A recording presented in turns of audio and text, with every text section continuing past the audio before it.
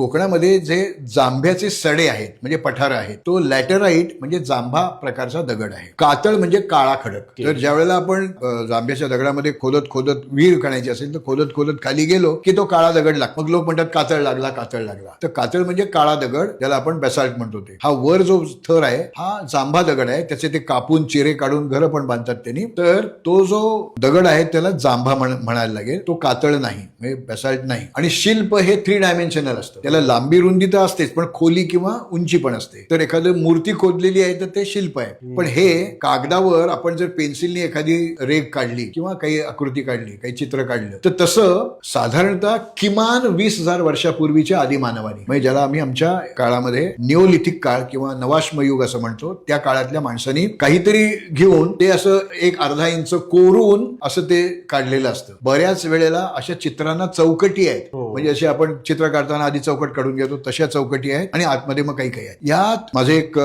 मित्र आहेत सुधीर रिसबूड म्हणून, त्यांना भाई असं म्हणतात तिथे, भाई रिसबूड. ते स्वतः इंजिनियर आहेत. त्यांनी जवळजवळ 2,000पेक्षा जास्त खोदचित्रांचा शोध लावलेला आहे. ते हल्ली ते लॅटलॉग किंवा जे आपण जीपीएस रिडिंगनी जी अचूक जागा पण त्यांनी नकाशावर मार्क केलेली आहे. त्याच्या मी पण खूप 40-50 वेगवेगळी खोदचित्र पाहिलीच आहे. कातळ शिल्प हा चुकीचा शब्द आहे. तो कातळ नाही म्हणून कातळ नको, ते 3 डायमेन्शनल नाही म्हणून शिल्प नको. खोद चित्र त्याला इंग्लिशमध्ये पेट्रोग्लिफ असं म्हणतात. पेट्रॉस म्हणजे rock, glyph means to inscribe, कोरून काढणे. तर हा दगड आपल्याला माहिती आहे की तो दगड आहे, तो कोरून काढलेला आहे, खोदून काढलेला आहे म्हणून खोदचित्र.